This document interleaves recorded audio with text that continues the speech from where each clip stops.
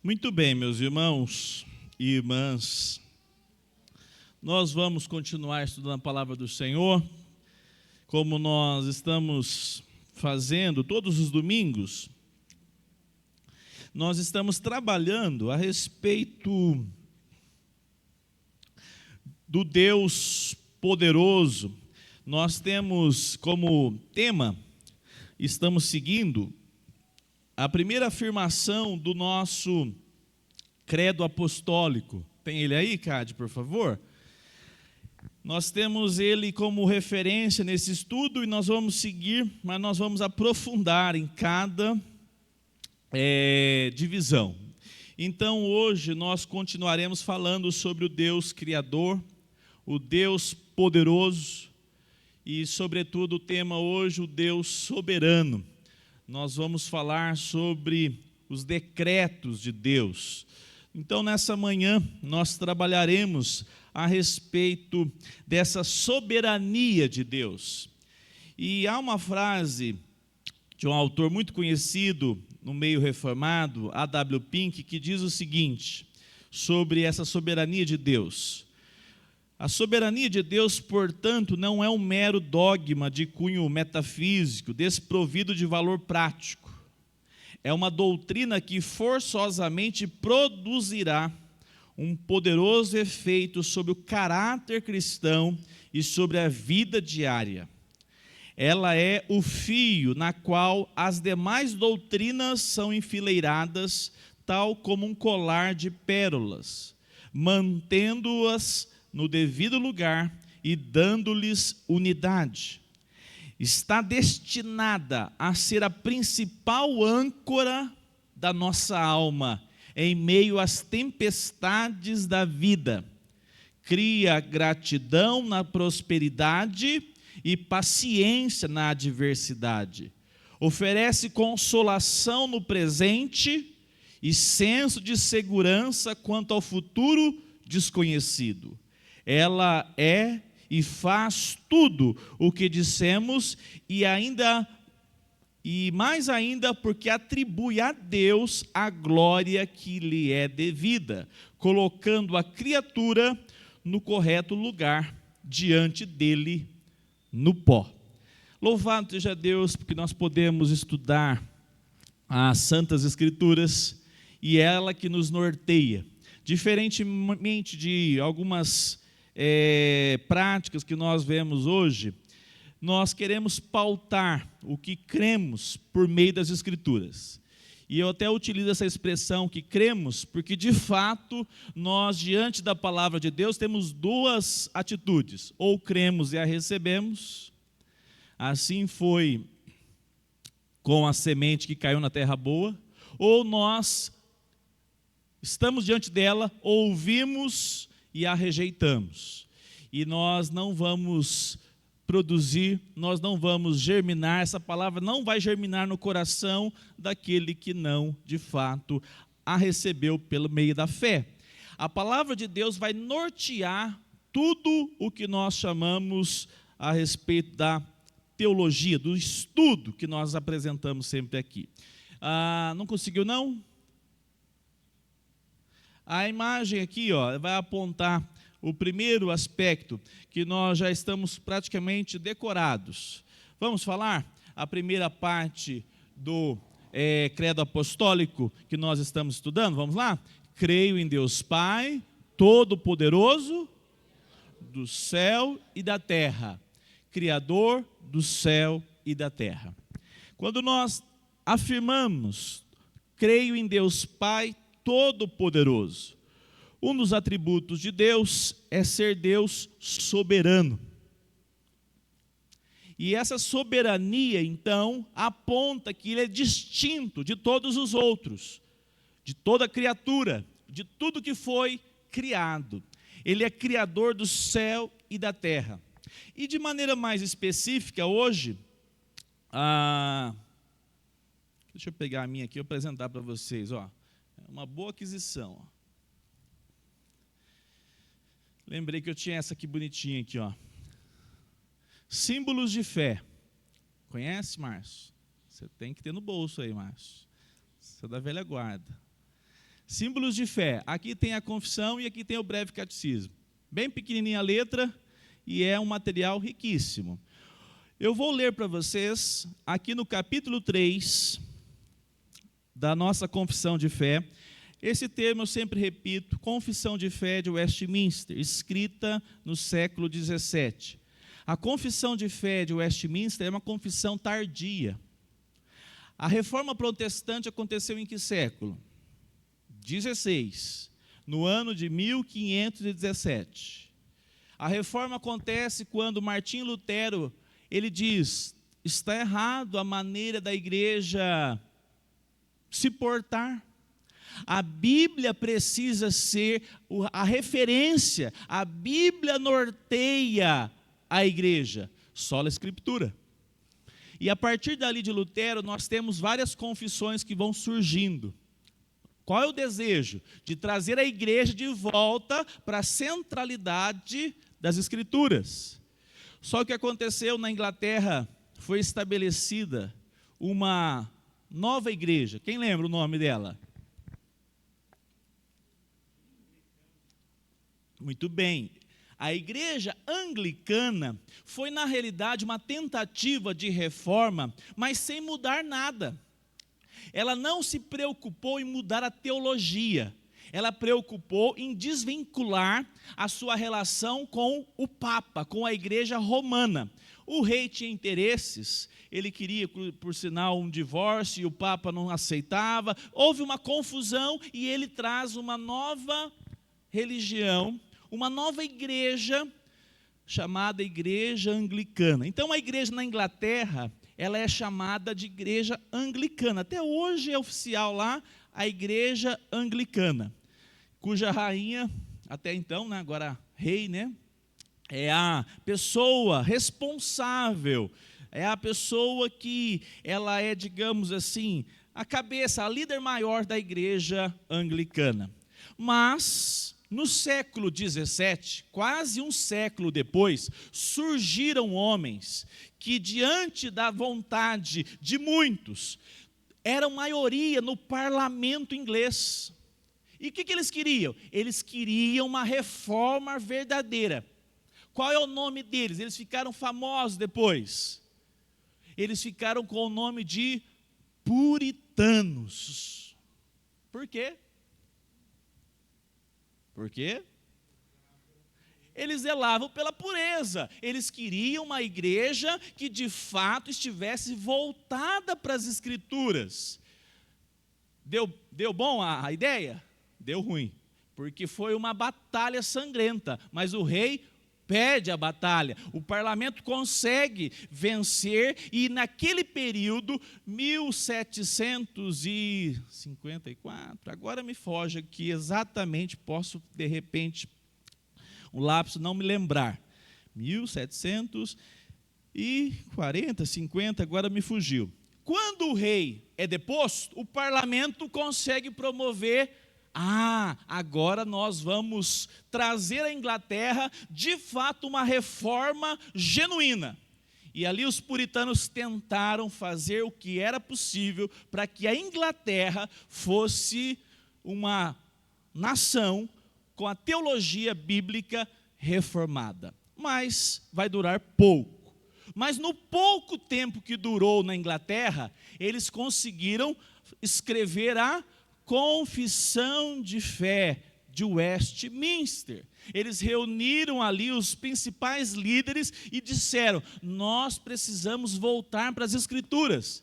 E a Confissão de Fé de Westminster, ela é mais tardia, ela aproveitou de outras confissões, desde a reforma de Lutero, 1517, e ela é, digamos assim, mais completa, também por ela utilizar dessas outras que foram feitas antes. Me fale uma aí, divina, agora eu quero te apertar.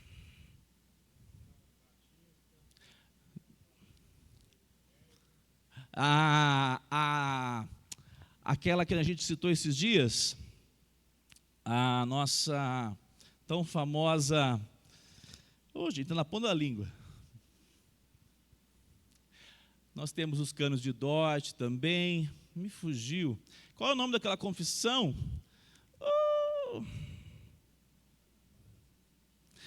A da Guanabara é de posterior, né? Está ali, de fato, ela foi resumida, mas ela está nesse contexto. Mas ela tem nós temos a confissão helvética, que ela também é antiguíssima, antes da confissão de Westminster. Nós temos várias. Eu vou lembrar de mais uma que está na ponta da língua e não me vem. Ela foi escrita com esse objetivo. A igreja precisa voltar para as Escrituras. E a confissão, então, ela se tornou uma referência para todos aqueles que querem dizer e declarar: a nossa religião é pautada pela sola Escritura, somente a Escritura. Se você for numa igreja católica romana, quem norteia a igreja, em primeiro lugar, é quem? O Papa, exatamente. Nós, como protestantes, por isso que ficou esse termo, nós não entendemos assim. É porque nós queremos a volta àquele modelo de Atos capítulo 2. A igreja ouvia os ensinos que os apóstolos receberam de quem? De Jesus. O que norteia a igreja não é a ordem de um homem qualquer, ainda que seja o Papa. A igreja é norteada pelas palavras de Cristo Jesus e por meio das Escrituras Sagradas. Dessa forma, meus irmãos, nós temos esse documento para nós pautarmos os estudos sistemáticos das Escrituras. Então, eu vou ler aqui no capítulo 3 da Confissão de Fé de Westminster. Diz assim sobre os decretos eternos de Deus: desde toda a eternidade, e pelo muito sábio e santo conselho de sua própria vontade, Deus ordenou, livre e inalteravelmente, tudo quanto acontece. Porém, de modo que nem Deus é o autor do pecado, nem violentada é a vontade da criatura, nem é tirada a liberdade ou a contingência das causas secundárias, antes estabelecidas. Vou continuar um pouquinho mais. Ainda que sabe tudo quanto pode ou há de acontecer em todas as circunstâncias imagináveis, Deus não decreta coisa alguma por havê-la previsto como futura, ou como coisa que havia de acontecer em tais condições. Pelo decreto de Deus e para a manifestação da sua glória, alguns homens e alguns anjos são predestinados para a vida eterna e outros pré-ordenados para a morte eterna. Esses homens e esses anjos, assim predestinados, pré-ordenados, são particular e imutavelmente designados, e o seu número é tão certo e definido, que não pode ser nem aumentado, nem diminuído. Ponto 5, para terminarmos aqui esse momento. Segundo o seu eterno e imutável propósito, e segundo o santo conselho e beneplácito da sua vontade, antes que fosse o mundo criado, Deus escolheu em Cristo, para a glória eterna, os homens que são predestinados para a vida, para louvor da sua gloriosa graça. Ele os escolheu de sua mera e livre, graça e amor, e não por previsão de fé, ou de boas obras e perseverança nelas, ou de qualquer outra coisa na criatura, que isso o movesse, como condição ou causa. Amados irmãos, nós vamos estudar sobre os decretos de Deus nessa manhã, vamos pelo menos iniciar, desejo terminar, divino, mas se não terminar, você fica com a bomba, tá bom? E nós temos muita humildade e temor para estudarmos sobre a soberania de Deus e os seus decretos.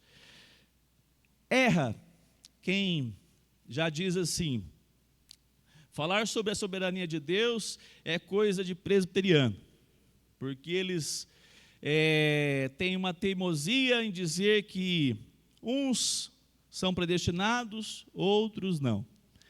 E erram também quando eles afirmam isso no campo da soterologia. O que é o campo da soteriologia, Rogério? Isto. Se nós pegarmos a soberania de Deus e quisermos colocar ela somente nesse espectro da salvação, nós erramos. A soberania de Deus e os decretos de Deus faz como nós acabamos de ver aqui, escrito por esse autor. Ela é a âncora da nossa alma. Alguém pode sair daqui hoje seguro de que se a salvação te alcançou e que você teve um coração tocado por Deus, quem sustenta a sua salvação é o próprio Deus que o chamou e que assim trouxe um coração sensível a Ele. Essa âncora da alma traz consolo, essa âncora da alma nos traz paz. E diferente do que muitos pensam, mas se Deus fez isso, então da minha parte já está tudo resolvido, então vou dar de ombros para Deus e seu favor. Você nunca conheceu, essa pessoa nunca experimentou de fato esse amor gracioso de Deus sobre a sua vida. Essa pessoa nunca de fato entendeu quem Deus é e de onde Ele a tirou. Porque de fato não há manifestação de que essa mensagem alcançou o seu coração. Nós vamos ter alguns textos e eu quero trabalhar alguns aspectos aqui. Antes de falarmos sobre alguns textos e lermos, o que de fato é um decreto? Segundo o dicionário, o decreto é determinação escrita por autoridade superior. Determinação escrita por autoridade superior, ato de vontade. Essa palavra é muito utilizada na Bíblia. Desígnio, intenção. Então, nós temos na teologia essa palavra, os decretos de Deus. Então, o que nós poderíamos definir como decretos? Decretos são o eterno propósito, conforme o conselho da vontade de Deus, segundo as quais, para a sua própria glória, Ele preordenou tudo o que acontece. Então, nós vamos ver alguns aspectos a respeito dessa ação de Deus por meio dos seus decretos. A sua vontade soberana. Vamos, por favor, agora trabalhar com os textos bíblicos, e eu quero a ajuda de vocês, lendo em bom tom, para me ajudar hoje, em bom tom, não lê baixinho não, todo mundo tem que ouvir.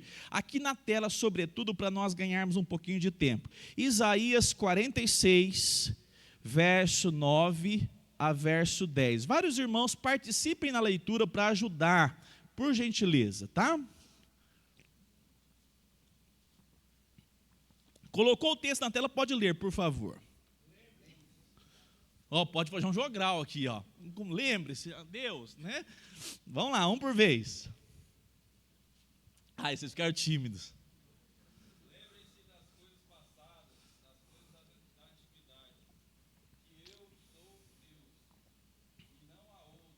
Eu sou Deus, não há outro semelhante a mim.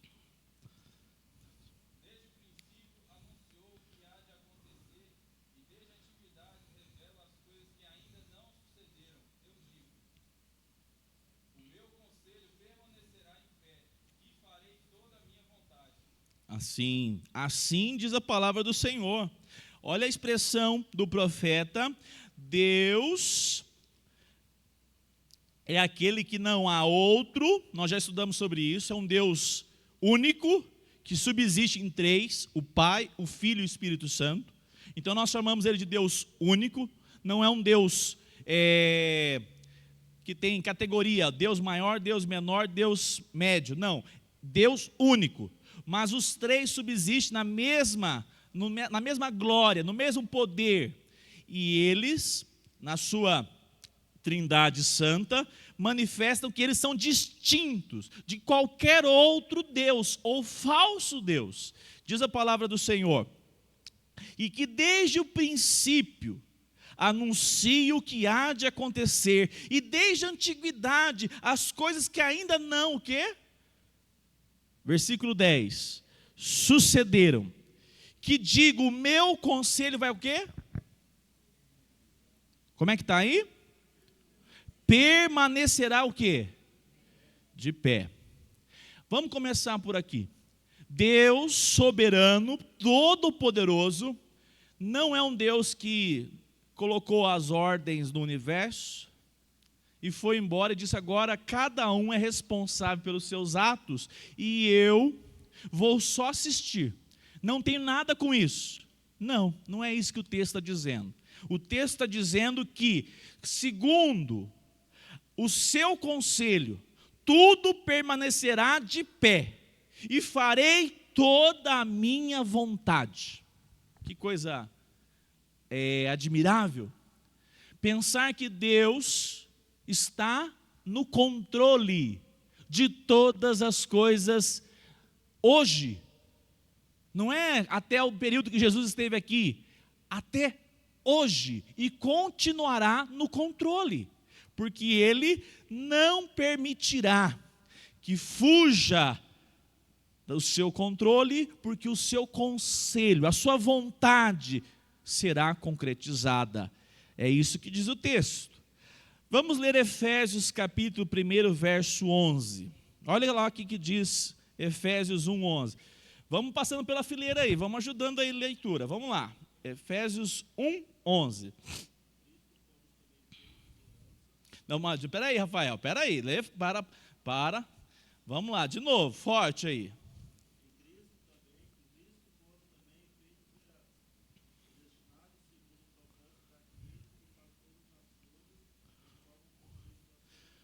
Vamos juntos nessa parte final? Olha lá. Em Cristo fomos também feitos herança, predestinados segundo o propósito daquele que faz todas as coisas conforme aquele que faz todas as coisas conforme o conselho da sua vontade. Esse assunto ele é gostoso.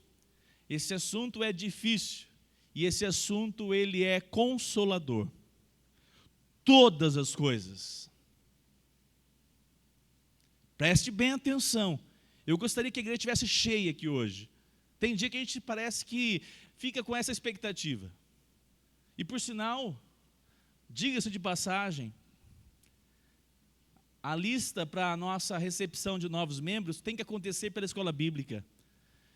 Eu às vezes fico pensando, a gente fica um pouquinho assim, não, a gente recebe o irmão, né? Ele já está no nosso meio, ele não participa da escola bíblica, ele não conhece os nossos símbolos de fé, ele não sabe de fato diferenciar o que nós cremos, e como é que nós recebemos como crentes e membros? Porque senão ele vai para outra igreja, que vá. Porque só vai ficar aqui de fato, e eu desejo e oro, e eu estou fazendo alguns movimentos aí, né, Divino? Para a gente fazer um negócio diferente para orar, viu? Porque o povo não está, né? Para que a pessoa diga assim: eu estou aqui porque eu quero aprender da palavra de Deus. Eu estou aqui, não é porque, eu não tenho outra opção, eu estou aqui porque eu quero aprender a palavra de Deus, eu quero crescer na caminhada com Jesus. Eu quero ser uma pessoa que, tenha discernimento de nunca mais entrar nessas furadas aí, onde é pregado um falso evangelho. E às vezes, irmãos, com todo temor e tremor, conhecer e pedir ao Senhor: Senhor, me dê graça para entender e compreender. Como a palavra do profeta: conheçamos e prossigamos em conhecer a vontade do Senhor. Esse decreto que Deus, a palavra conselho aí em Efésios 1:11, faz todas as coisas conforme o conselho. A palavra aí é sinônimo de decreto, faz conforme aquilo que Ele estabeleceu, o que Ele pensa, o que Ele deseja, as coisas todas. As coisas todas. Os decretos de Deus são sábios. Os planos de Deus são sábios. Olhando para a criação, você pode perceber tudo que Deus decretou através da natureza, através da criação, é maravilhoso. Você já percebeu? 21% nós temos de oxigênio na atmosfera. Se fosse 25, haveria incêndios espontâneos toda hora. Uma outra informação interessante: 15%,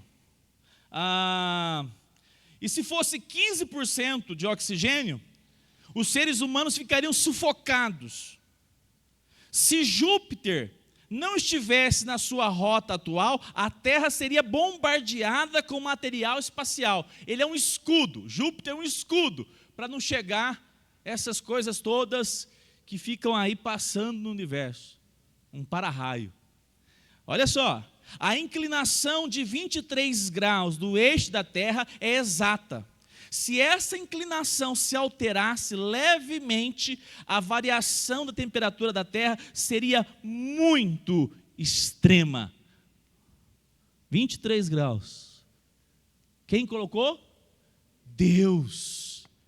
O seu decreto, e ele diz: ficará aí, ficará assim e cumprirá o seu propósito. Essa relação do decreto sábios de Deus. A relação, então, no campo da natureza aponta para essa manifestação da soberania de Deus. Os decretos de Deus também são santos, são puros e moralmente perfeitos. Salmo 115, verso 3. Por favor.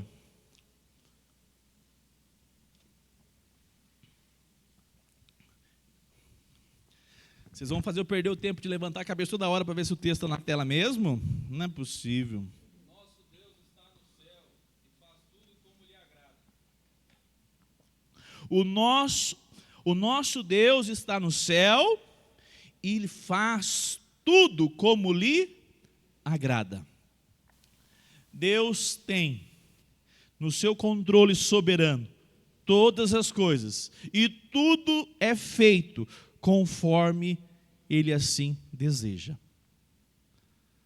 Os planos, ou melhor, os decretos, os conselhos de Deus são imutáveis. Salmo 33, 11. Salmo 33, 11, olha o que diz o salmista: o conselho do Senhor permanece, ou então, dura. Para quanto tempo? Todas as gerações, por todas as gerações. O conselho do Senhor, aquilo que Ele deseja, aquilo que Ele decreta, será para sempre. Os decretos do Senhor são a primeira causa de tudo o que acontece. Vou repetir. Os decretos do Senhor são a primeira causa de tudo o que acontece. Tudo, seja o que for, o que venha a acontecer. Uma frase do autor reformado R.C. Sproul diz o seguinte: se há uma única molécula correndo solta nesse universo, uma molécula. Quem já teve uma janela batendo sol e durante a noite, ou durante os dias que o sol não bate tão certinho, não via nada? Mas de repente, Irene, num dia de manhã, o sol bateu na janela e você viu aquelas coisas assim, chamadas para nós de poeira, que ninguém enxerga às vezes. Precisa o sol bater certinho ali para você ver que tem ali, de repente, um micro-organismo ali, inclusive. Já aconteceu com vocês? Já viram eles? Mas tem horas que a gente não vê, né? De repente, ele está falando, estou respirando esse negócio e não vejo. Olha só, se há uma única molécula correndo solta nesse universo, totalmente livre da soberania de Deus, então não temos nenhuma garantia de que uma única promessa de Deus, alguma será de fato cumprida. Se uma molécula estiver fora dos planos, do decreto de Deus, nós podemos rasgar a Bíblia. Olha que declaração indubitavelmente forte. Por quê? Porque esse Deus é um Deus de decretos. É um Deus que o decreto, o seu plano não pode ser frustrado. Amém? Ah, que maravilha. Falarmos sobre isso é maravilhoso. Mas e falarmos sobre o pecado? Aí nós já ficamos com tanta dificuldades, não é assim? E nós vamos ver então a respeito dos decretos de Deus e o pecado do homem. Também fazia parte do plano de Deus, esse decreto onde o homem peca, e nós temos que ver por que isso acontece. Abre Isaías 45, 7, por favor.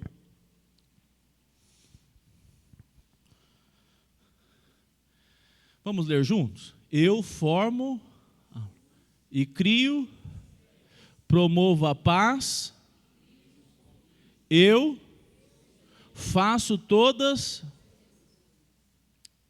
Amós 3, 6.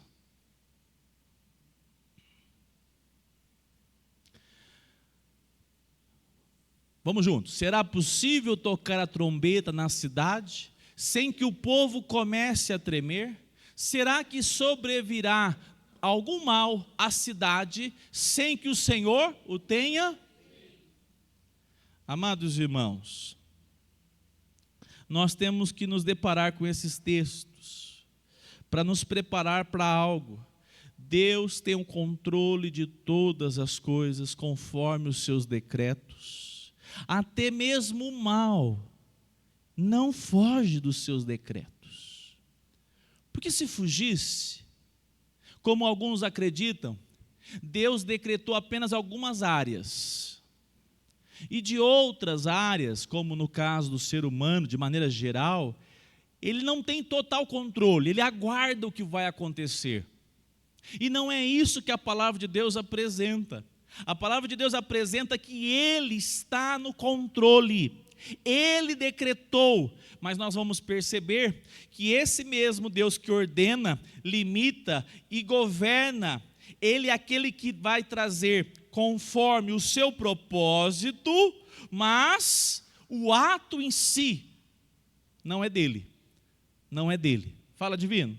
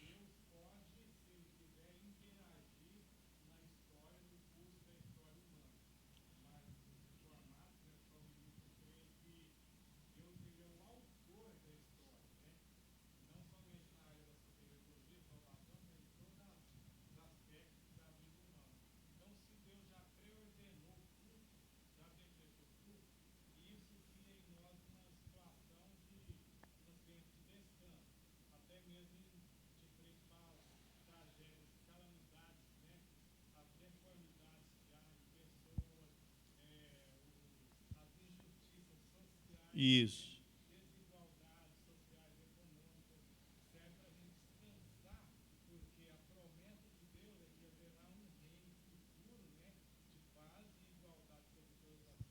Uhum.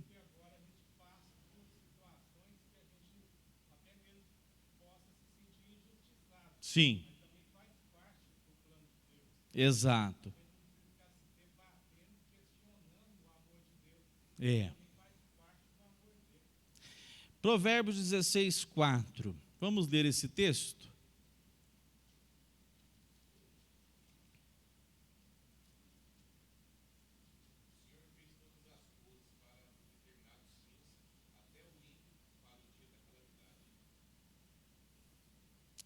Deus ordena, limita e governa o pecado de várias maneiras, de acordo com o bom propósito dele.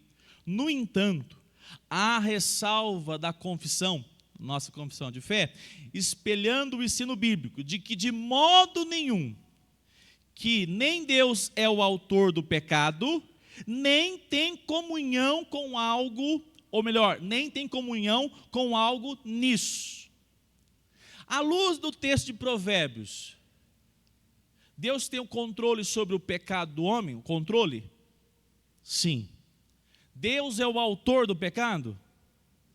Não. Vamos ver o texto novamente, por favor, Tiago.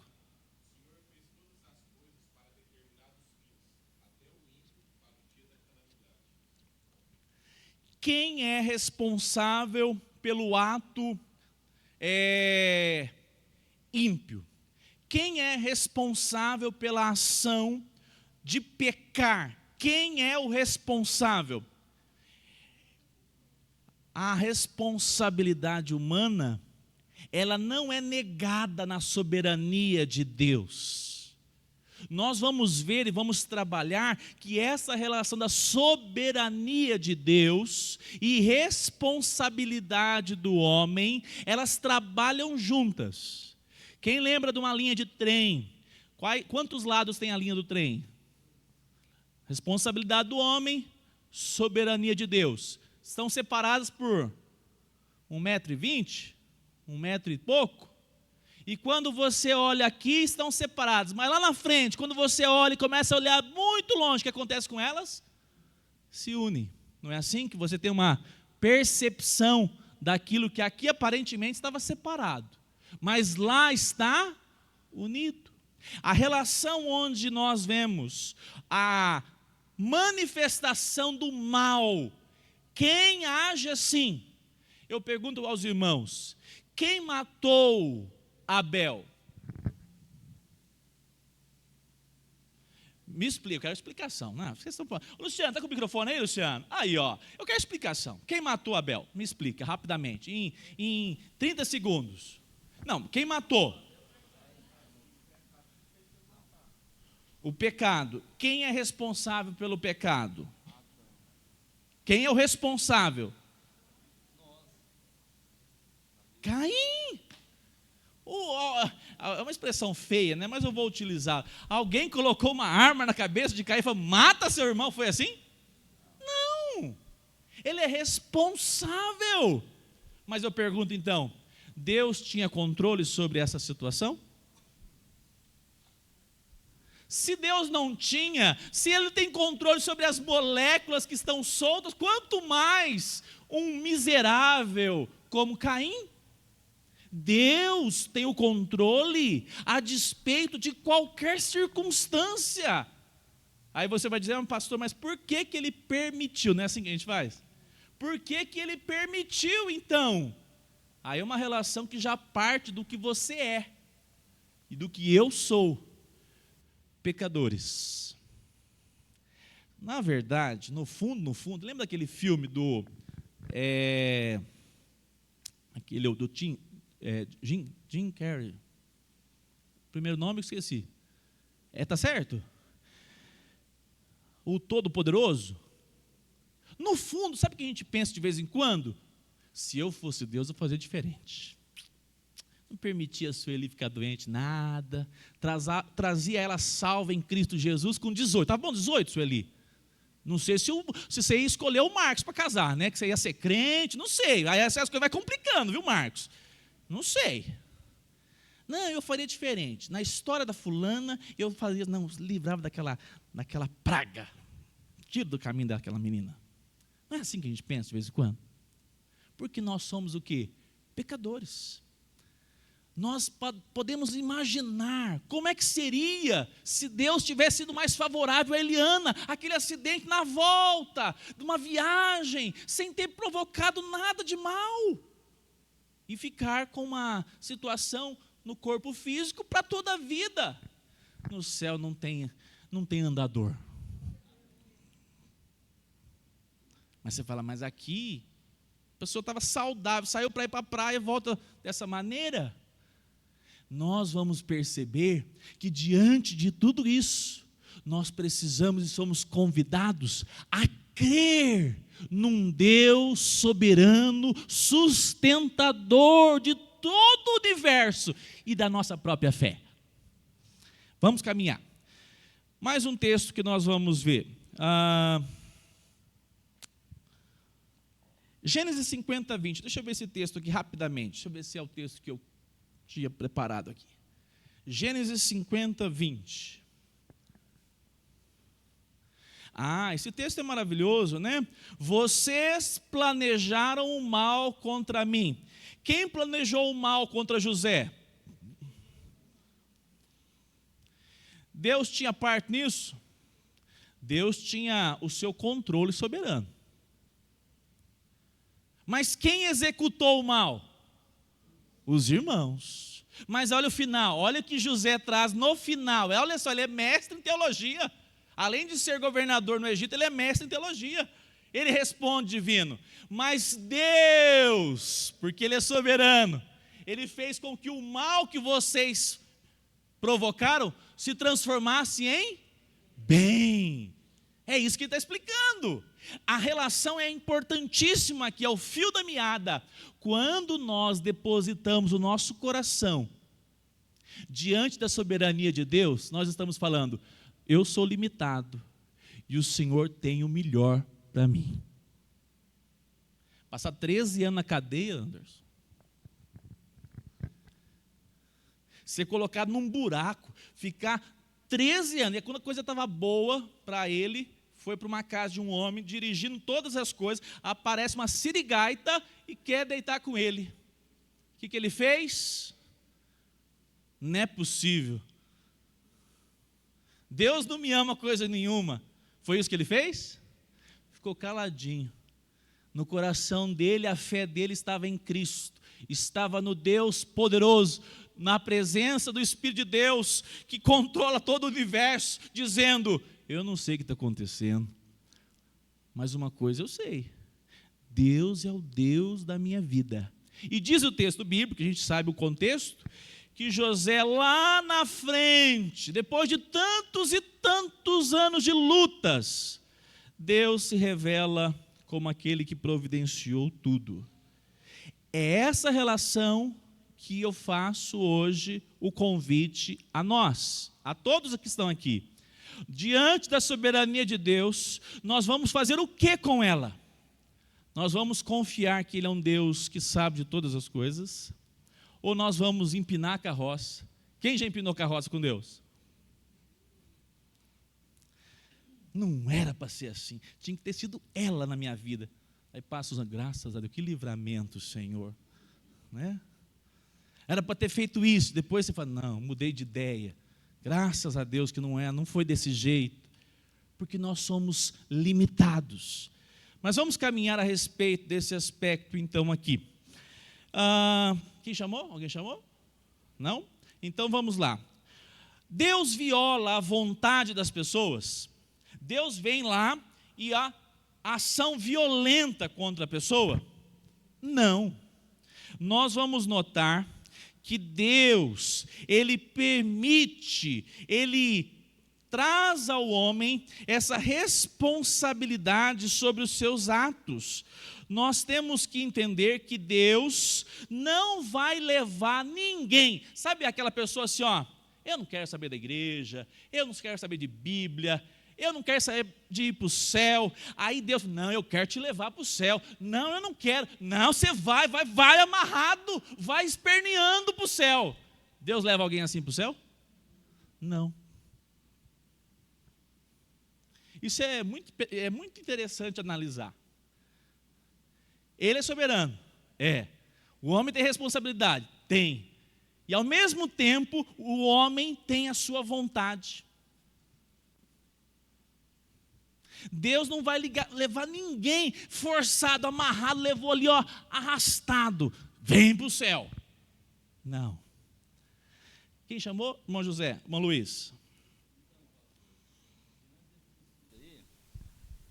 Estou chegando à conclusão que ser cristão não é para qualquer um não, é muito difícil. Às vezes muitas pessoas querem chegar a Cristo para ser abençoado em todas as áreas da sua vida. Mas pelo contrário, como nós vimos o exemplo de José e de muitos outros aí, Deus pode colocar obstáculos, dificuldades, para provar a sua fé, se realmente você está firme nele. Porque servir a Deus não é só bênçãos, não é só alegria, satisfação em tudo. Não, aí é fácil, né? Então ser cristão não é para qualquer um não. É muito difícil. Eu diria, irmão Luiz, que ser cristão para o homem não é difícil, é impossível. É impossível. Eu não vou adiantar muito, mas lá em Efésios 2 nós temos o texto que aponta. Qual é o texto que aponta? O homem, quando está no CTI, que chama, a UTI, tem chance de melhorar? Tem ou não? Mas se for lá para o... Como é que chama lá o novo, lá no Botânico, lá no Novo Mundo? Buritis. Se for lá para o Buritis, tem chance? Tem mais não. Se tiver na UTI, tem chance? Tem. Mas está lá 10 anos em coma. O ser humano, por que é impossível ser crente? O ser humano não está na UTI. O ser humano está no Bom Pastor, no Buriti. Diante dele, de cada um de nós, havia uma sentença de morte. Morto escolhe alguma coisa? Nem a roupa ele escolhe. Se não deixar definido lá, você bota a camisa do Corinthians do cara. Misericórdia, né? Ele não escolhe nada, ele não pode tomar decisões. Eu pergunto aos irmãos, se o homem está morto, para ele enxergar que caminhar com Deus será bom, que apesar das dificuldades, acabei de citar casos aqui concretos de irmãs e irmãos aqui, ó, dificuldades, a pessoa tem coragem de dizer, não, eu vou seguir com Deus, de fato Deus é bom e Deus vai cuidar de mim. Não, porque morto não escolhe, morto é insensível. O texto diz que Ele, Deus, o Senhor, Cristo, nos deu vida, Efésios 2, estando nós mortos nos nossos delitos e pecados. Então essa relação, ela é direta, porque nós agora somos afortunados, Luiz. Somos enriquecidos de quê? De bens materiais? Não, de fé. É Ele que traz em nós fé para nós começarmos a caminhar com Cristo. E se não fosse a fé que vem dele, e quem que sustenta a nossa fé? Esse Deus da Bíblia, não é você. Nós também não chegaríamos ao nosso destino. Tudo começa nele, aponta para ele. Então, nós podemos então notar alguns aspectos, né? Esse cuidado e essa sustentação desse Deus poderoso. Causa primária e causa secundária. Quem matou Jesus? Abra lá em Atos 4, 26. Vamos lá rapidamente. Vamos juntos? 26 a 28. Vamos lá. Ó. Os reis da terra se levantaram e as autoridades se juntaram contra o seu ungido. Porque, de fato, nesta cidade, Herodes e Pôncio Pilatos, com gentios e gente de Israel, se juntaram contra o teu santo servo Jesus, a quem ungiste, para fazerem tudo o que a tua mão e o teu propósito. Vamos voltar ao texto. Volta mais um pouquinho, Cade. Quem matou Jesus? Pôncio Pilatos, cadê o versículo? É o 27. Herodes e todos os que estavam ali apoiando. O que eles gritaram? Salve Jesus, é assim que eles gritaram? Crucifica. Quem matou Jesus então foi Herodes e todos os judeus que apoiaram ali, certo? E quem mais?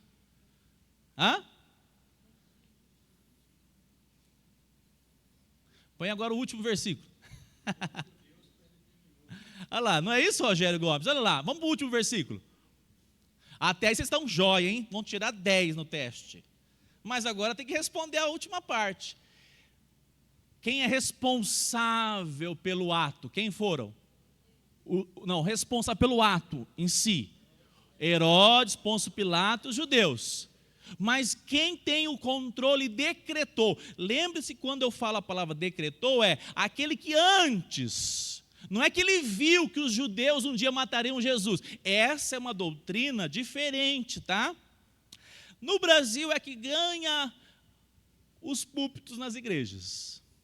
Nós somos diferentes, Débora. Nós somos diferentes, Divino. Nós somos minoria, Machado. Mas não estamos preocupados com isso, não. Nós estamos preocupados em examinar a palavra de Deus. Hoje está acontecendo um fenômeno. Os assembleianos agora se tornaram reformados. Não todos, mas muita gente. Nunca se desejou tanto a doutrina reformada. Aí, o que é impressionante? Mas tem algum pastor, eles gostam de falar do Hernandes, do Nicodemos, eu acho uma bênção, louvado seja Deus. Mas eu tinha uma Bíblia, eu carregava uma Bíblia assim grandona, era de estudo, na época eu achava que quanto mais a Bíblia maior fosse, mais crente eu era. Eu carregava do braço, eu tinha 18 anos, e Bíblia de estudo pentecostal.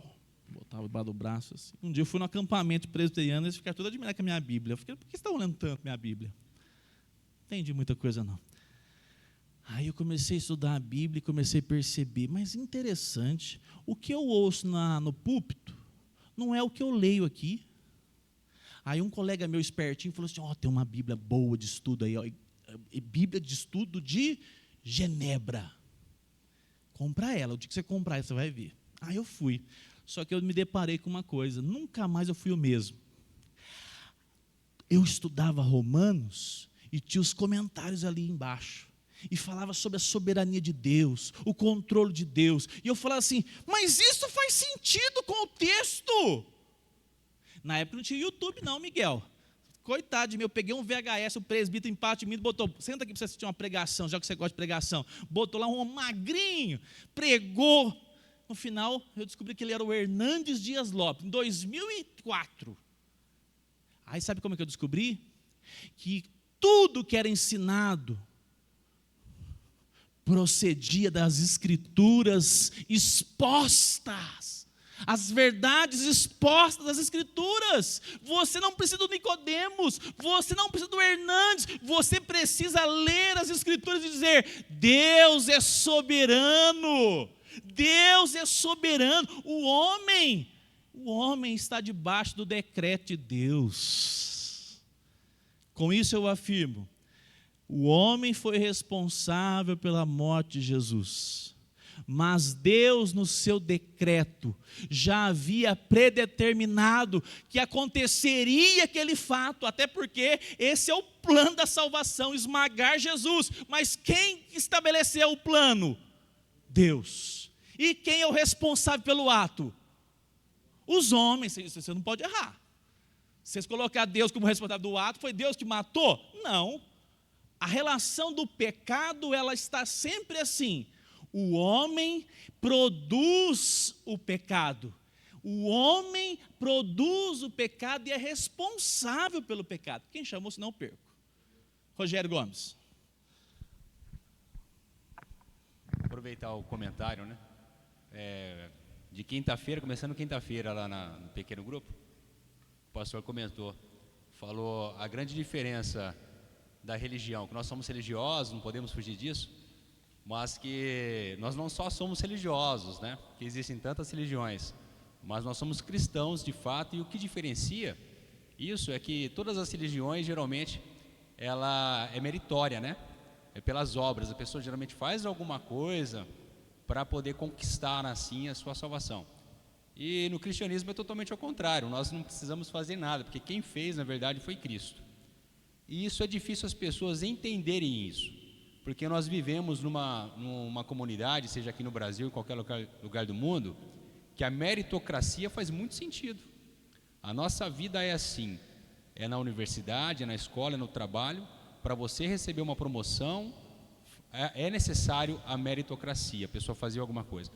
E trazendo isso para o de hoje, olha que interessante, da mesma dificuldade que a gente tem para entender que a salvação ela não é meritória, as pessoas têm essa dificuldade para entender. Se Cristo fez tudo, eu não preciso fazer nada, né? Aí, como eles não entenderam, eles completam a frase, então eu vou viver do jeito que eu quero, porque eles não entenderam nada. E nessa questão desse assunto de hoje, é a mesma dificuldade da mente humana compreender. E só é como se fosse uma revelação mesmo para os filhos de Deus. Porque, vamos pensar na justiça. Quando ele vai condenar, num julgamento, ele vai condenar alguém que executou, que matou alguém. ele tem ali um certo senso de culpa, ele é condenado. Mas a justiça vai procurar o mandante. Mas quem que mandou matar? O maior culpado é aquele que mandou matar. Aquele que trafica na rua, né, os aviãozinhos que fazem. Mas o maior culpado é o traficantão que está lá escondido. É ele que a gente tem que pegar. Não é assim? Então tem aquele que executa, mas tem o mandante, que ele é o grande responsável por aquele mal praticado. Então ele deve ser condenado, ele deve ser culpado.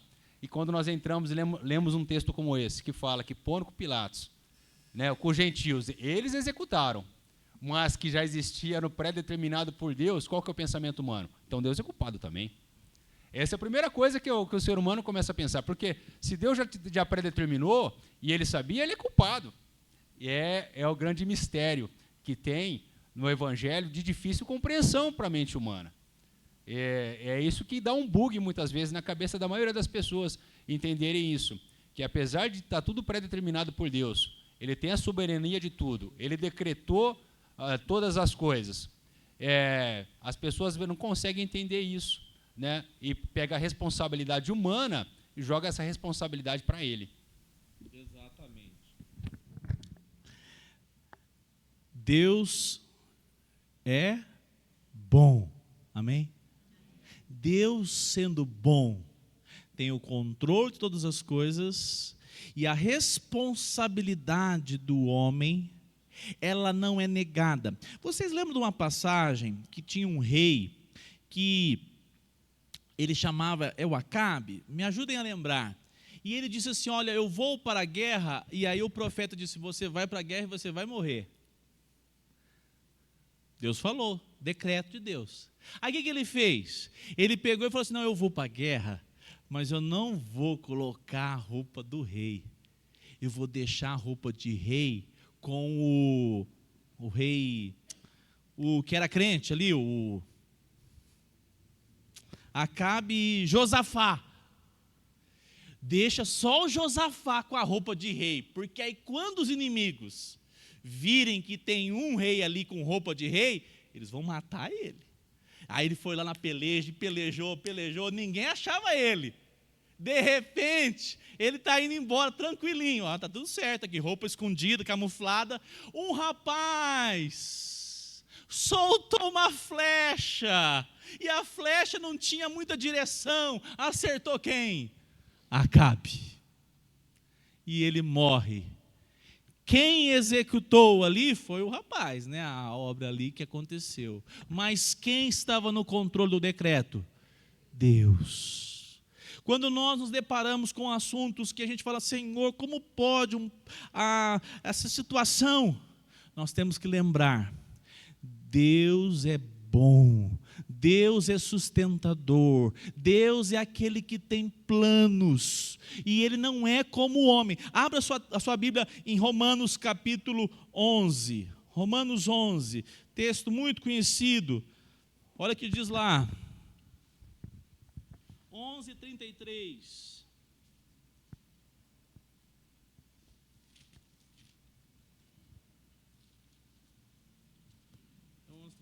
Ó, profundidade da sabedoria, cadê? Me ajude aí.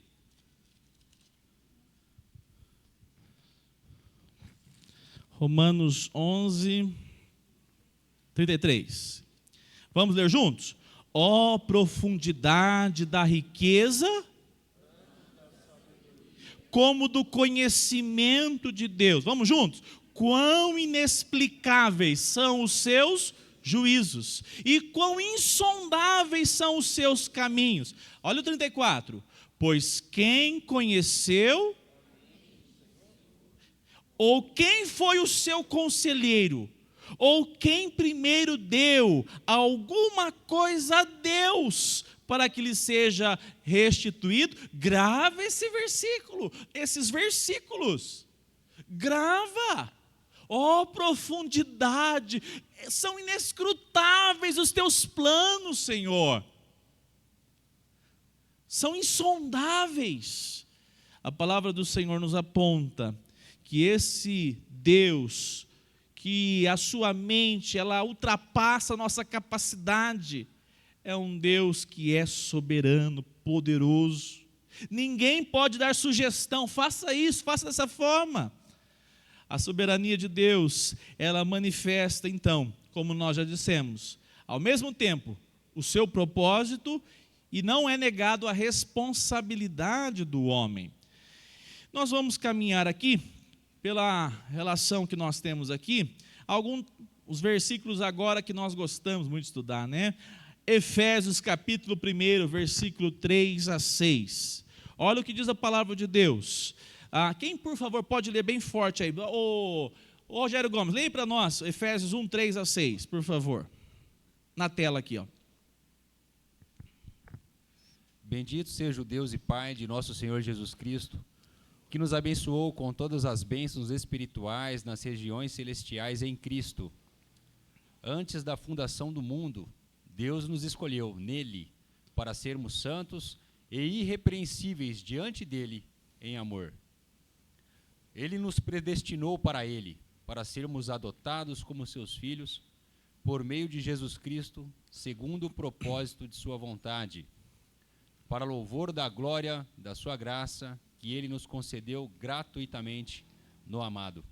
Amém. Olha só o que o texto está apontando. Um Deus soberano, que salva segundo o mérito de quem?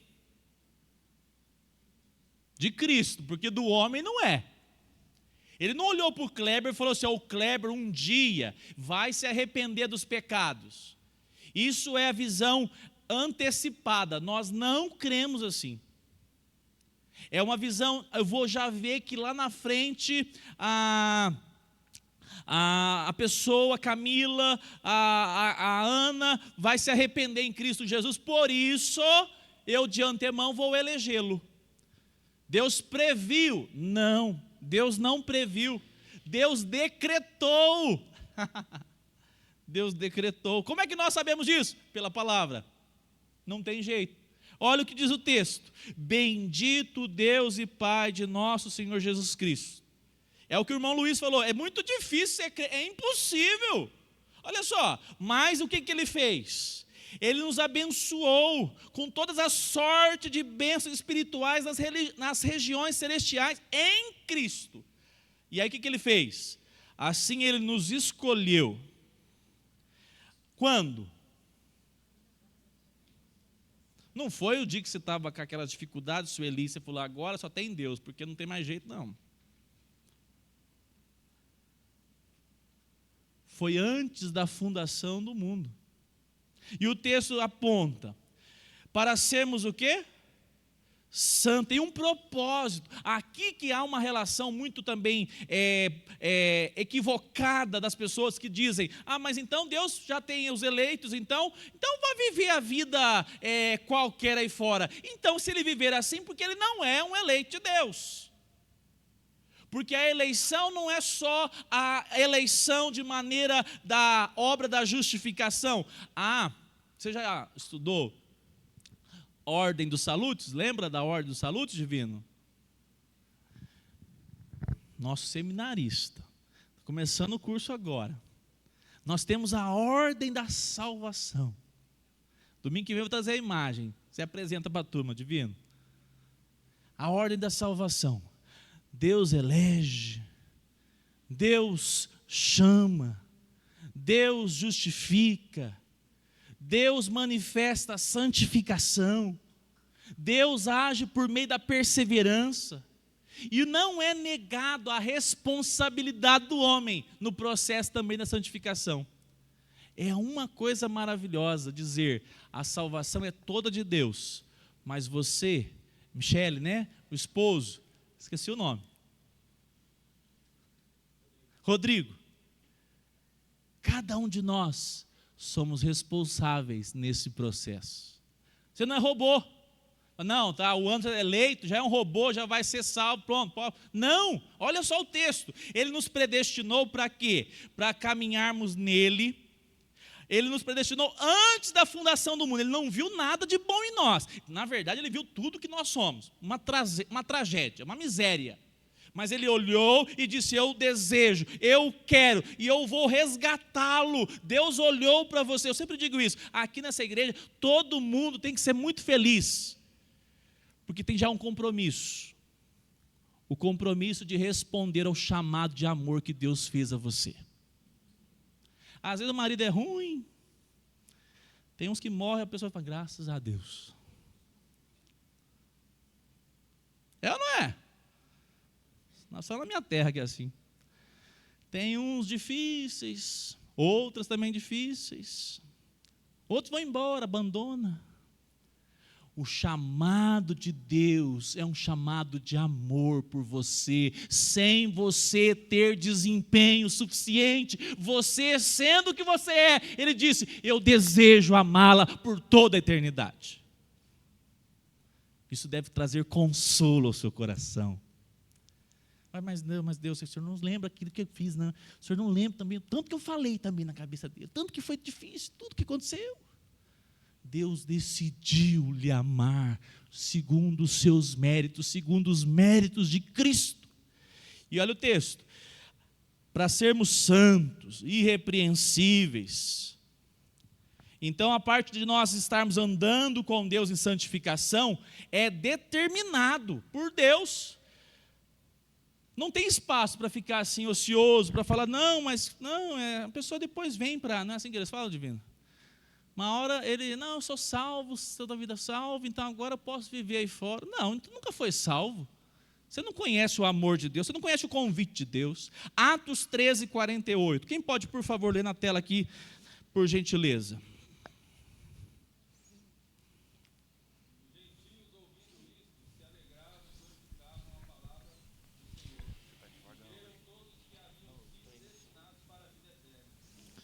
Olha só o que diz o texto. A palavra de Deus diz que creram todos os que haviam.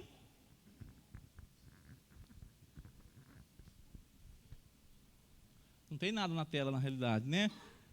Perdeu aí, irmão? Atos 13, 48.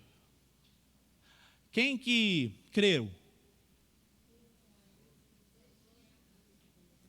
O que significa a palavra destinados aí?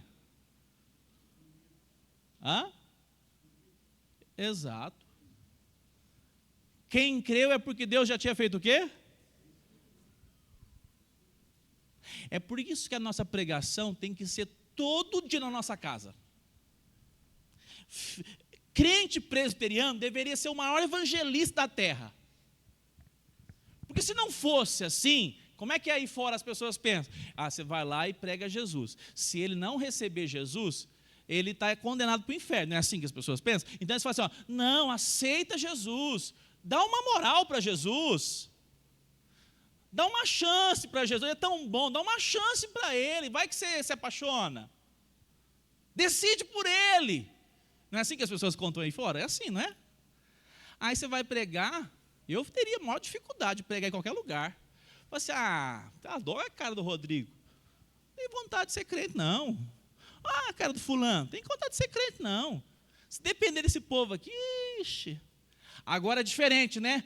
Paulo era enviado para as missões e Deus disse assim: Paulo, uma das cartas, Atos, finalzinho ali, não preocupe, tudo que vai acontecer com você, fique firme, porque eu tenho muitos nesta cidade, eu tenho muitos. A sua casa é o maior plano de salvação de Deus. Você chega lá todo dia e fala assim: meu filho, nós somos do Senhor. Minha filha, você é rebelde, mas você vai se voltar para Jesus Cristo, porque a nossa casa foi alcançada pelo Deus soberano, que nos chamou, e eu creio que no seu coração haverá arrependimento, seja hoje, seja quando for, e se eu for primeiro, você vai saber que você é do Senhor. Crente reformado não abre mão da família. Crente reformado não fica: mas talvez ela não seja uma eleita. Quem mandou te perguntar isso? Você diz assim: o Deus que nos sustenta, o Deus que nos alcançou, pode alcançar mais gente aqui nessa casa, pode alcançar, e enquanto depender de mim, quem eu vou pregar e testemunhar na vida dos meus filhos, das minhas filhas, do meu esposo. E esse legado é para que o nome de Cristo seja glorificado. Você fala para mim, pastor, mas é difícil pensar que uns não são, né? É, de fato. Lembra que eu falei no início? Nós não podemos trazer isso para esse aspecto da salvação apenas. Porque o povo, sabe o que eles fazem hoje, Glaucio? Eles ficam lá no Instagram, nas redes sociais. Não, porque eu sou calvinista eleito para a glória de Deus. E vive uma vida vergonhosa, pecado.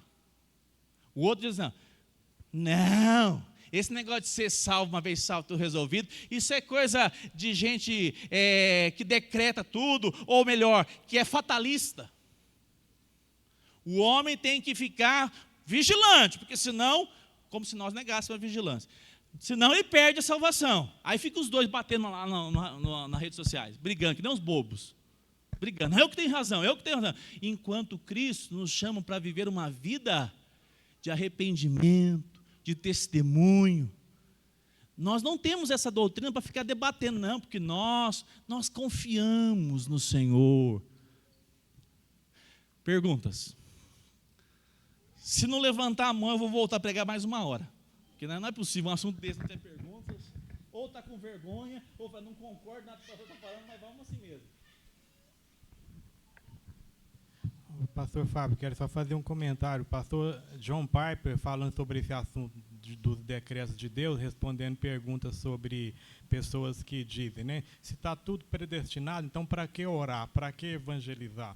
Então o John Piper responde que quando nós oramos e evangelizamos, nós estamos tendo o privilégio de ser coparticipantes com Deus na execução dos seus decretos.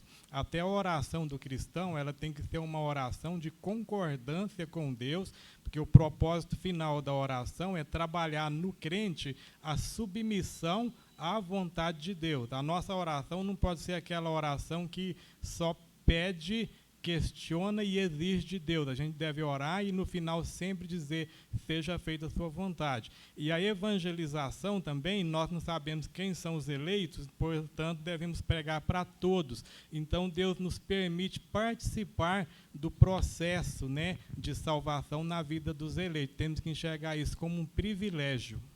Amém. Irmãos, eu sou meio assim, vocês já me conhecem, né? Mas vocês podem falar assim, pastor, eu não entendo isso. Vocês podem falar, viu? Ninguém aqui alguém vai levar para alguma salinha lá para conversar, essa não é crente, não. Não, esse assunto é difícil. É difícil, o assunto é difícil. Nós nos deparamos com a palavra de Deus e ficamos com ela. Olha lá, abra lá para a gente terminar. Romanos 9, 11 a 13. E ainda não eram os gêmeos nascidos, nem tinham praticado o bem, ou o quê? Para que o propósito de Deus, quanto à eleição, prevalecesse, não por, mas por aquele que? Deus chamou quem dos dois? E se aborreceu de quem? Por que Deus não aceitou o arrependimento de Esaú? A gente pode responder, porque não foi sincero. E é verdade? É verdade. Mas de maneira também que nós sabemos que se Deus quisesse produzir de maneira que Ele é Senhor, poderia. Mas Ele não quis. Fala, Rogério. O pastor pregando Gênesis.